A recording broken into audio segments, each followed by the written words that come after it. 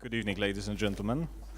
I'm very happy to be here. I just wanted to do a little change. It's Lubomirski Lanckoroński. I know it's not easy because the... Aber natürlich. Also sollte ich Deutsch sprechen oder geht das? English is better, yeah. I was thinking so.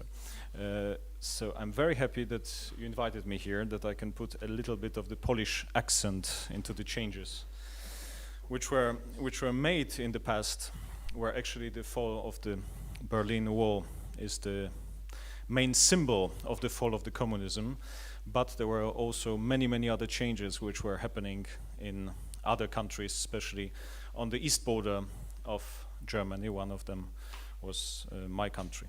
But if you allow me, I would like to say that the fall of Berlin Wall and the reunification of Europe, democratic transformations which occurred 25 years ago without bloodshed, because this is the most important thing. In most of the countries, actually, there was no bloodshed, are the success of us all, of the citizens of the European Union.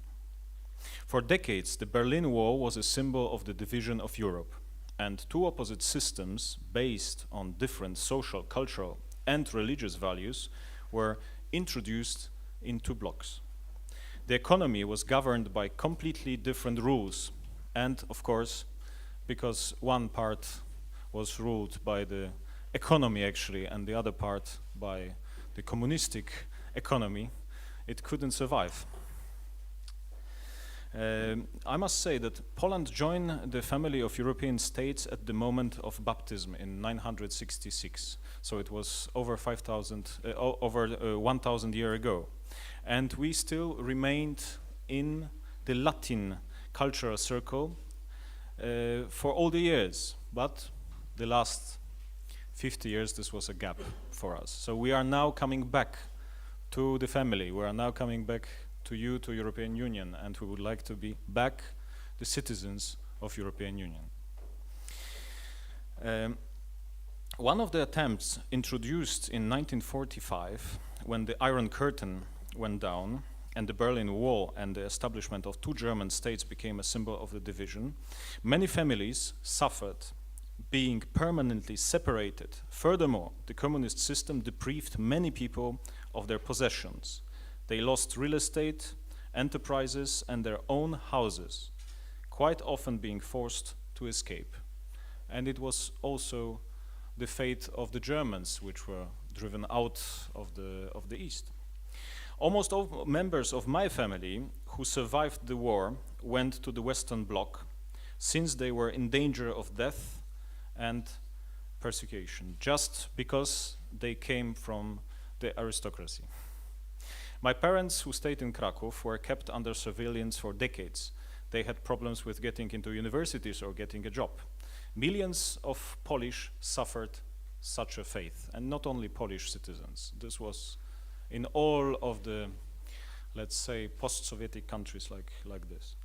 Although for a few decades, two opposite systems were kept by force in Europe, the division was not permanent and brought almost only negative effects. The rebuilding of countries of the Western Europe was possible thanks to the long-lasting support of United States, initiated by the Marshall Plan.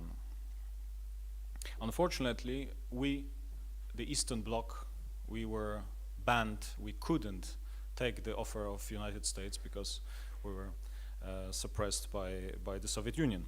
However, from the very beginning, there were attempts to overthrow communism, and the first came in 1956 when an uprising in Hungary broke out. Next attempts were made almost everywhere, but the first country from the Eastern Bloc where real system changes were forced was Poland. It started actually in 1980. There was a big movement which was called Solidarity, Solidarność, led by Lech Wałęsa. A Nobel Peace Prize laureate played a great part in those events. The first real effects of its activities was legalizing in 1980, which occurred as a result of workers' strike, and then in the whole country of Poland there were strikes which came to the situation where the Polish communistic government had to recognize the solidarity. They agreed to register solidarity, limit censorship, publish assumptions of economic reform, which was to increase independence of private enterprises and workers in the process of management. Agreements concluded, however, were not abided by, and Lech Wałęsa himself knew that he could not even collect the Nobel Prize awarded to him in 1983, because then he would not be able to come back to the country. 9 years later, the communist system collapsed. In January 1989, in Gdańsk, another strike broke out, where on the 6th of February, the round table session with representatives of the communist authorities, Solidarity and the Church started in Poland.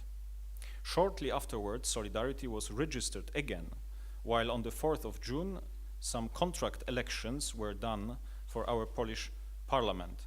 Although parties of the communist system in Poland had still the majority, it was the Solidarity, which gained 160 seats out of 161, and all possible seats in the upper parliament part. It was the turning point when dramatic changes in the whole Eastern Bloc started.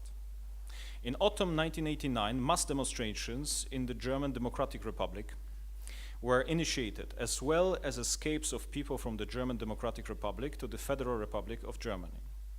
The fall of the Berlin Wall in November was a symbol of changes in the whole bloc, but also a symbol of great achievements of Germany, which played a part in overthrowing communism in all of Europe. Joining two German countries required huge effort from both sides. Poland in 1918 was faced with a similar task when, after the regaining of independence, it was necessary to unite different parts of the state and being rebuilt. Democratic transformations, which started in 1989 in Poland and Germany, spread rapidly across Europe, having an impact on real changes in lives of ordinary men. Thanks to the possibility of traveling, taking up employment in any place, and finally conducting business, the efficiency of the whole European economy and the quality of life are increasing. The biggest success was to carry out transformations in a peaceful way.